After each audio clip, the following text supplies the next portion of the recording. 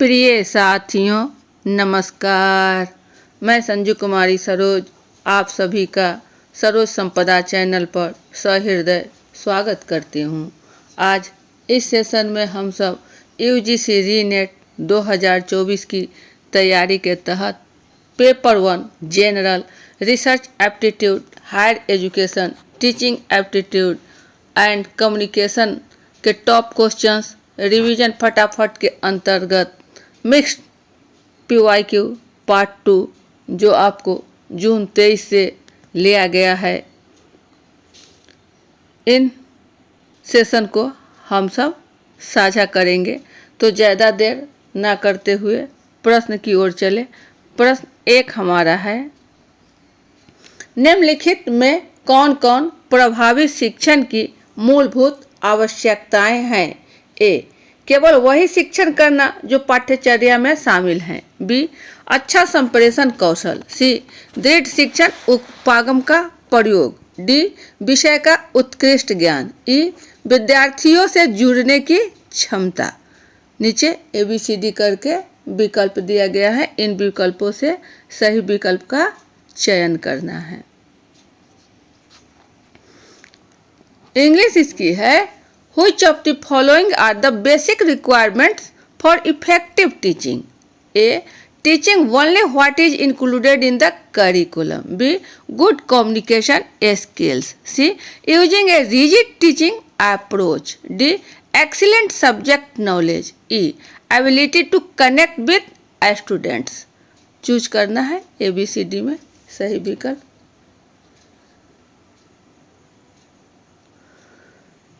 कि effective teaching हमारे लिए क्या होगा।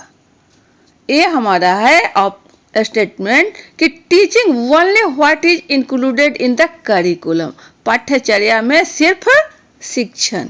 यहाँ ओनली शब्द जो है वह आपके लिए उपयुक्त नहीं है, इसलिए ये हमारा नहीं होगा।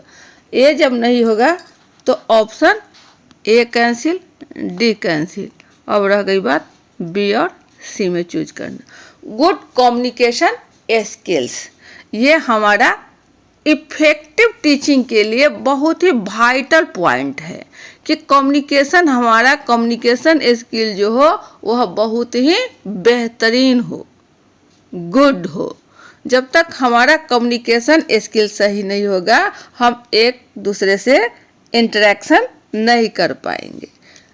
क्लासरूम में जब टीचर स्टूडेंट एक दूसरे से इंटरेक्शन करते हैं तो उसमें गुड कम्युनिकेशन स्किल बी का होना अति महत्वपूर्ण है। बी, तो बी हमारा एक ही ऑप्शन सी की ओर है, तो हमारा सही विकल्प सी, गुड कम्युनिकेशन स्किल सही है। उसके बाद कह रहा using a rigid teaching, rigid शब्द यह भी आपके लिए खतरनाक है, तो ये गलत है। एक्सीलेंट सब्जेक्ट नॉलेज, ये आपका सही है। Ability to connect with students, यह भी सही है। अर्थात ए, बी, डी और ई जो ऑप्शन सी की ओर है। सही आंसर का मिलान कर लें, ये रहा हमारा सही आंसर सी, बी, डी और ई।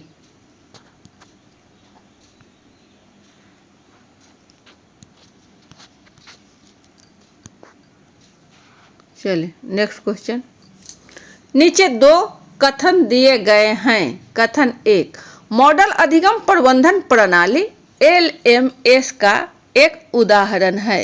कथन 2, मेंटीमीटर एक उपकरण है जिसका ऑनलाइन सर्वेक्षण के निर्माण में प्रयोग किया जाता है। ABCD में सही विकल्प का चयन करना है। इंग्लिश इसकी है, given below are 2 statements. Statement 1, Moodle is an example of a learning management system LMS. Statement 2, Mentimeter is a tool used for creating online surveys. आपको ABCD में सही विकल्प का चयन करना है, क्या होगा।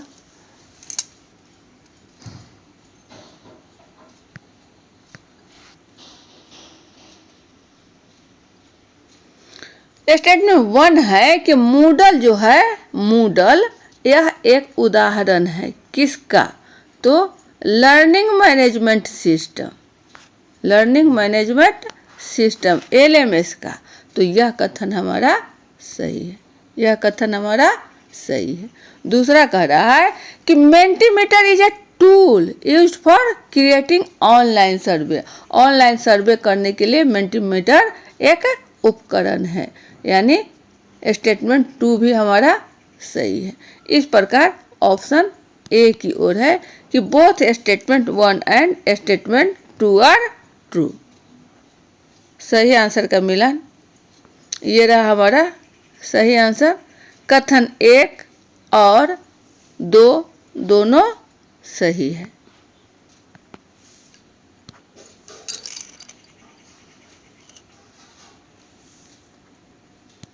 ये रहा ऑप्शन ए।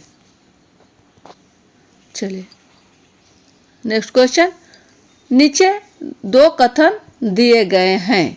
कथन 1, चयन आधारित क्रेडिट प्रणाली CBCS को केवल भारत के केंद्रीय विश्वविद्यालयों में अंगीकार किया गया है।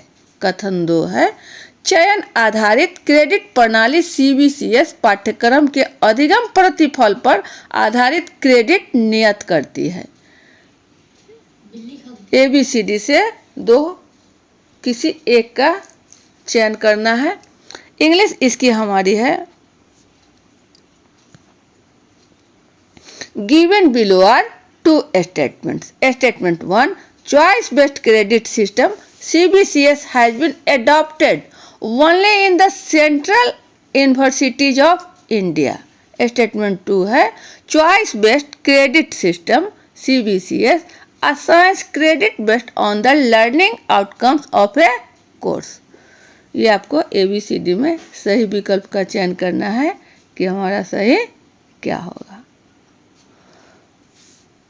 पूछा जा रहा है कि CBCS choice based credit system adopted only in the centre, सिर्फ केंद्रीय विश्वविद्यालय के लिए है CBCS। यहाँ जो ओनली है यह आपका खतरनाक है। तो हमारा स्टेटमेंट 1 जो है वह गलत है। स्टेटमेंट 1 गलत है। स्टेटमेंट 2 कह रहा है, choice based credit system assigns credit based on the learning outcomes of A course. Learning outcome course के लिए ही ये CBS का असाइन आधारित है ये। तो हमारा स्टेटमेंट 2 जो है वह सही है। इस प्रकार 1 फॉल्स और 2 सही, जो ऑप्शन डी की ओर है, ऑप्शन डी की ओर है। सही आंसर का मिलान कर लिया जाए। ये रहा हमारा सही ऑप्शन डी, सही option D. Next question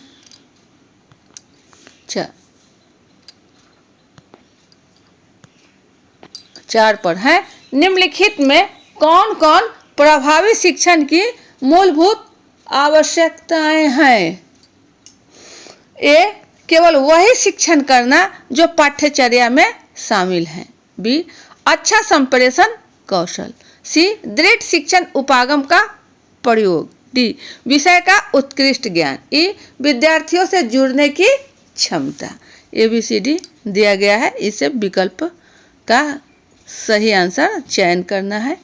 English इसकी है, Which of the following are the basic requirements for effective teaching? A, teaching only what is included in the curriculum. B, good communication skills. C, using a rigid teaching approach.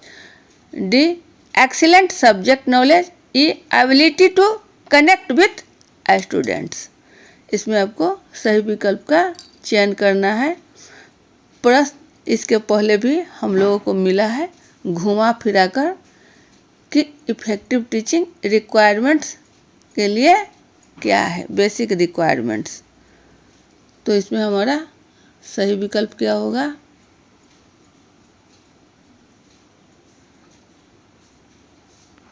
Option C है B D and ई।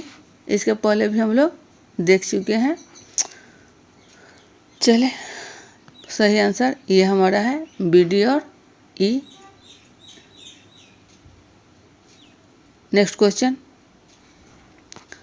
नीचे दो कथन दिए गए हैं। कथन एक, स्थिति बोध यह विचार है कि सोच व्यक्ति के मन में नहीं बल्कि सामाजिक और भौतिक संदर्भों में अवस्थित होती है। कथन दो है, स्कीमा एक अवधारणा या रूपरेखा फ्रेमवर्क है जो सूचना को संगठित करने और उसका अर्थ निर्धारण करने के लिए व्यक्ति के मन में विद्यमान रहता है। इंग्लिश इसकी है statement 1, situated cognition is the idea that thinking is located in social and physical contexts, not within an individual's mind. Statement 2 है, schema is a concept or framework that exists in a person's mind to organize and interpret information. ABCD में सही विकल्प का चयन करना है कि क्या होगा।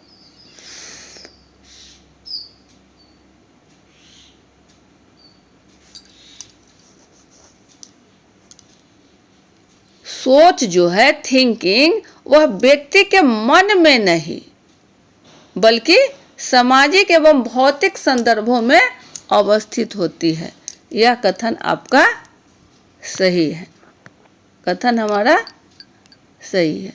कथन 2 कह रहा है स्कीमा एक अवधारणा यानी फ्रेमवर्क है जो सूचना को संगठित करने एवं उसका अर्थ निर्धारण करने के लिए व्यक्ति के मन में विद्यमान रहता है। स्कीमा, तो यह भी कथन आपका सही है, यानी 1 और 2 दोनों सही है, जो ऑप्शन ए की ओर है। ऑप्शन ए की ओर है। नेक्स्ट क्वेश्चन, ये रहा हमारा सही आंसर का मिला। नेक्स्ट क्वेश्चन 6 पर है, अधिगम को प्रभावित करने वाले निम्न में से कौन से कारक विषय वस्तु से संबंधित नहीं है। ए, तत्परता और इच्छा शक्ति। बी, विषय वस्तु अथवा अधिगम अनुभवों का संगठन। सी, अधिगमकर्ता की बुनियादी क्षमता। डी, विषय वस्तु अथवा अनुभव की प्रकृति। ई, विषय वस्तु पर महारत। इंग्लिश इसकी है, which of the following factor influencing learning are not related to content. A, readiness and willpower. B, organization of the content or learning experiences. C, basic potential of the learner. D, nature of the content or learning experiences. E, mastery over the subject matter. आपको ABCD में सही विकल्प का चयन करना है कि कौन कौन से स्टेटमेंट इसमें समाहित हैं।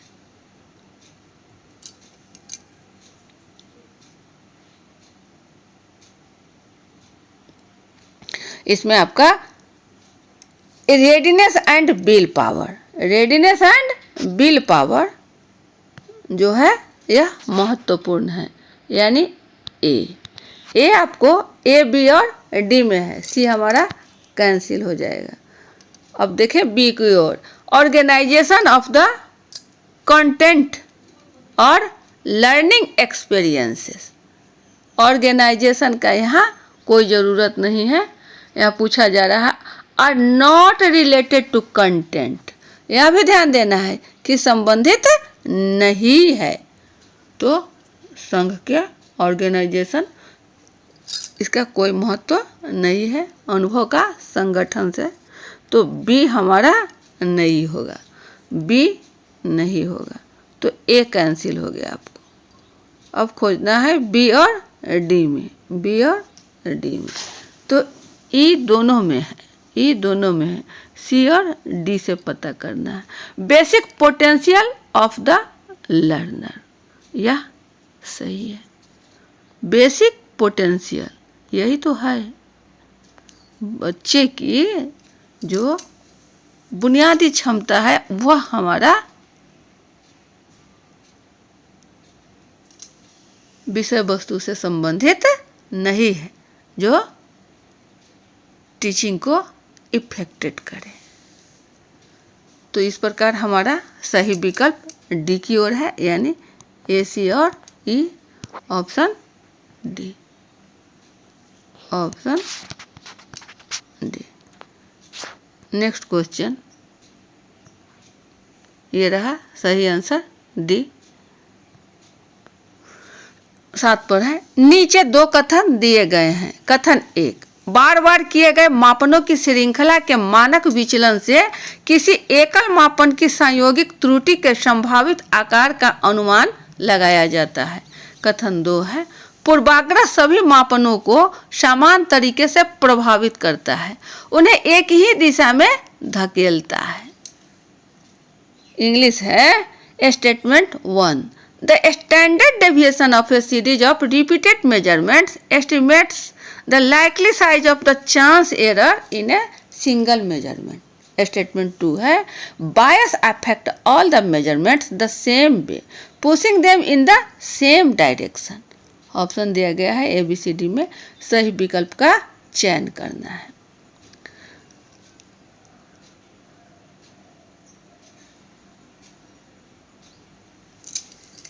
संभावित आकार के अनुमान को लगाने के लिए जो बार बार मापन की श्रृंखला है उसका स्टैंडर्ड डेविएशन, उसका SD जो है वह संयोगिक त्रुटि के आधार पर ही अनुमान लगाया, गेस किया जाता है। तो यह कथन हमारा सही है, यानी कथन 1 सही है। कथन 2 कह रहा है कि पूर्वाग्रह बायस जो है वह हमें किसी काम को वन वे डायरेक्शन में पुश करने के लिए प्रेरित करता है, एक ही दिशा में। सही बात है कि पहले से हम जान रहे हैं कि वह इस प्रकार का होगा, वह इस प्रकार का होगा, तो हमारा दूसरा कथन भी सही है। इस प्रकार ऑप्शन ए की ओर है। सही आंसर ये रहा हमारा both statement A and both statement 1 and statement 2 are true. Option A. Next question 8 पर है, जिस अनुसंधान अध्ययन में मनुष्य की प्रतिभागिता होती है उसमें निम्नलिखित में से कौन से नैतिकता संबंधी मुद्दे सामने आते हैं? A. सुविचारित सहमति का अभाव, B. शारीरिक और मनोवैज्ञानिक नुकसान, C. अत्यधिक प्रलोभन, D. अध्ययन के बारे में जानकारी देना। इंग्लिश इसकी है, Which among the following would be the ethical issues in a research study that involves participation of human subjects? A. Lack of informed consent, B. Physical and psychological harm, C. Excessive inducements, D. debriefing। इसमें ABCD में सही विकल्प हमारा कौन सा होगा?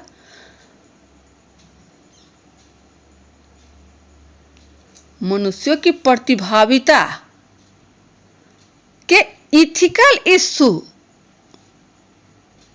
किसमें involve करता है, ये हमें चयन करना है।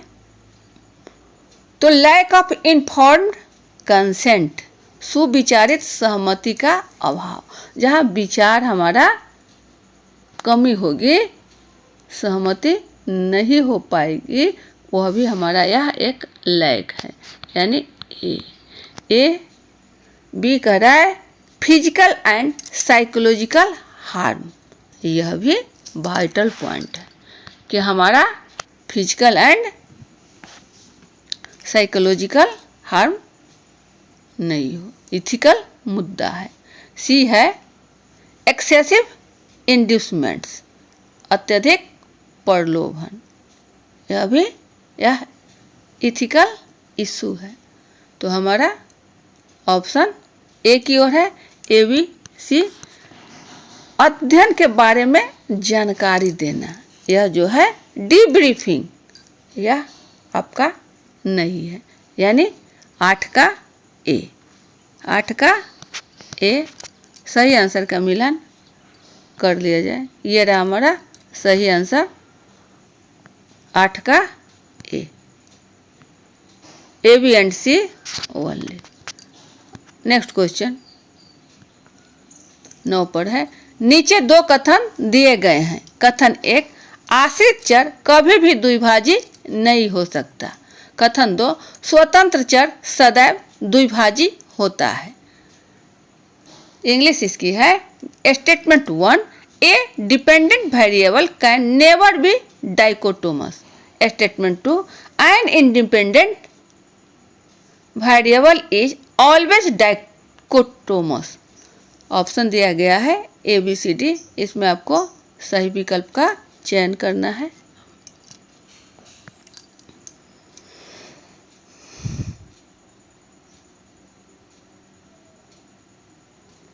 डाइकोटोमस मतलब द्विभाजी नेभर। नेभर, यहाँ देखिए शब्द है नेभर, कभी भी, कभी भी। तो यह हमारा स्टेटमेंट 1 जो है गलत है। स्टेटमेंट 2 कह रहा है कि independent variable always dichotomous. Always, always यह भी कथन गलत है। सदैव, सदैव नहीं, यानी both statement 1 and statement 2 are false. Option B है सही आंसर का मिलान।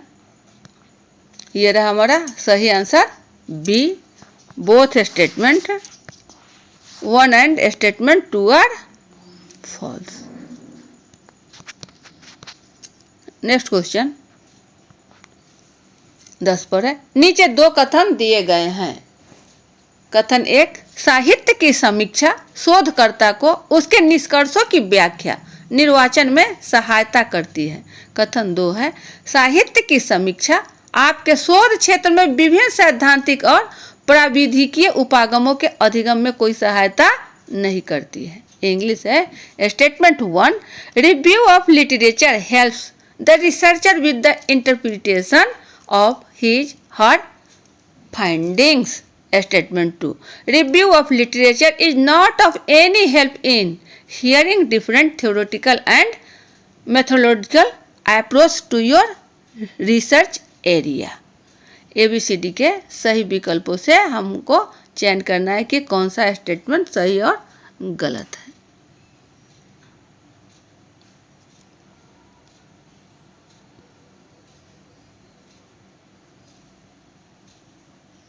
साहित्य के निष्कर्षों की व्याख्या करने के लिए साहित्य की समीक्षा शोधकर्ता के लिए एक मदद करता है, वो हेल्प करता है। साहित्य की समीक्षा, review of literature, review of related literature, review of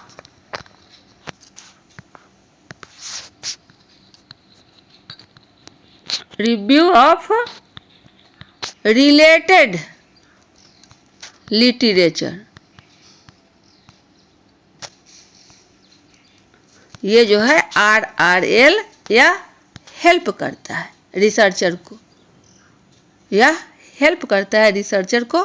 तो हमारा ऑप्शन ए एक जो है सही है। 2 कहता है कि उनके क्षेत्र में जो शोध का विषय है उस क्षेत्र से संदर्भित सैद्धांतिक एवं प्राविधिकीय उपागमों के अधिगम में कोई सहायता नहीं करती। नहीं, साहित्य की समीक्षा तो वह मदद करता है, तो यह सहायता नहीं करती है। जो यह कथन है आपका गलत है, यानी दूसरा कथन गलत है, जो ऑप्शन सी की ओर है। ऑप्शन सी की ओर है। ये रहा हमारा सही answer, option C. Option C, statement 1 is true but statement 2 is false. Option C. Next question 11 पर है, कक्षा में अभिप्रेरणात्मक वातावरण में अभिवृद्धि के उपाय निम्नलिखित में से कौन से हैं? ए, विद्यार्थी की अभिरुचि बनाए रखने के लिए निर्देशात्मक रणनीतियों के विभिन्न प्रकारों का प्रयोग करना।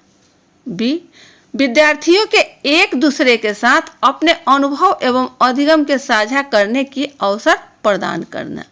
सी, कक्षा में व्यंग, कटाक्ष और श्रेष्ठ प्रदर्शित करने की अनुमति देना। डी, विश्वास एवं सहयोग पर आधारित कक्षा के वातावरण को प्रोत्साहन देना।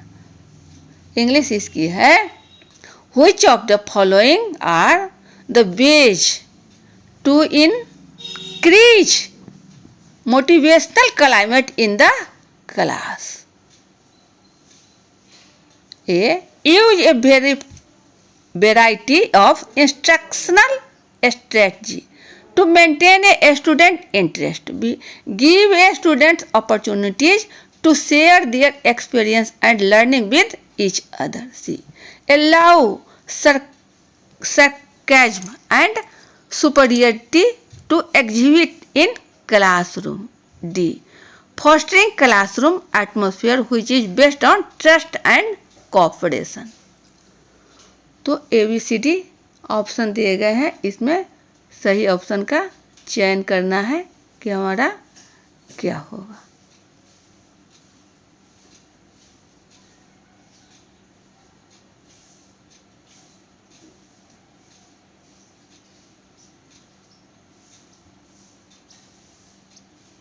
चलिए, पूछा जा रहा है कि अभिप्रेरणात्मक वातावरण में अभिवृद्धि के लिए तो सबसे पहले तो कटाक्ष हमें नहीं करना है या किसी को श्रेष्ठ प्रदर्शित करने की अनुमति नहीं देना है इंडिविजुअल।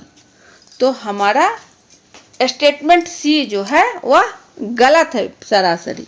तो ऑप्शन की ओर ध्यान दें तो ए में सी है,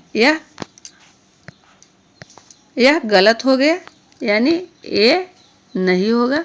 बी में भी आपको सी है तो यह भी आपका गलत हो गया, और डी में भी सी है यानी डी भी हमारा गलत हो गया। बच गया सिर्फ सी, जो ऑप्शन सी की ओर है, यानी ए, बी एंड डी ओनली, ये हमारा सही ऑप्शन है। चलिए, सही आंसर का मिलान, ये रहा हमारा सही answer A, B and D, option C. Next question 12 पर है, in the submission of thesis if a student is found to commit plagiarism of level 3 as per UGC regulation 2018 on plagiarism, the following penalty will be imposed. A student shall be debarred from submitting the revised thesis for a period of 1 year. B, a student's registration for the program shall be cancelled. C, a student shall be debarred from submitting the revised thesis for 6 months. D है, a student shall be asked to submit the revised thesis within 6 months. Hindi इसकी है, यदि किसी विद्यार्थी द्वारा प्रस्तुत शोध संबंध में यह पाया जाता है कि उसने साहित्यिक चोरी से संबंधित यूजीसी विनियम 2018 के अनुसार स्तर 3 की साहित्यिक चोरी की है, तो उस पर निम्नलिखित में से कौन सा जुर्माना लगाया जाएगा। ए, विद्यार्थी को 1 वर्ष की अवधि के लिए संशोधित शोध प्रबंध प्रस्तुत करने से रोक दिया जाएगा। बी, उसे पाठ्यक्रम के लिए विद्यार्थी का पंजीकरण निरस्त कर दिया जाएगा। सी, विद्यार्थी को 6 माह के लिए संशोधित शोध प्रबंध प्रस्तुत करने से रोक दिया जाएगा। डी, विद्यार्थी को 6 माह के भीतर संशोधित शोध प्रबंध प्रस्तुत करने के लिए कहा जाएगा। ABCD में सही विकल्प का चयन करना है कि हमारा सही विकल्प क्या होगा। जब शोध का तैयार किया जाता है शोध, तो उसमें जो आपका RRL है, रिव्यू ऑफ रिलेटेड लिटरेचर, यानी जो हम अपनी थीसिस प्रस्तुत करते हैं उसमें किसी का नकल किया हुआ है और उसकी अनुमति का उल्लेख यदि उस शोध के अंतर्गत नहीं किया जाता है तो उसमें साहित्यिक चोरी प्लेगियरिज्म का पेनल्टी लगाया जाता है, उस पर जुर्माना लगाया जाता है। तो पूछा जा रहा है कि यूजीसी विनियम 2018 के अनुसार साहित्यिक चोरी जो लेवल 3 की है उसमें कौन सा पेनल्टी दिया जाता है? तो वह है हमारा कि जो छात्र जिस विषय वस्तु के अंतर्गत जिस सिलेबस के तहत उनका रजिस्ट्रेशन हुआ रहता है वह रजिस्ट्रेशन ही खत्म कर दिया जाता है, उसे कैंसिल कर दिया जाता है। अर्थात option B, students registration for the programme shall be cancelled. उसे पाठ्यक्रम के लिए विद्यार्थी की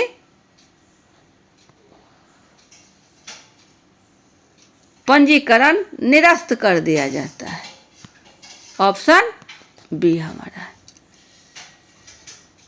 सही आंसर का मिलान कर लिया जाए। ये रहा हमारा सही आंसर।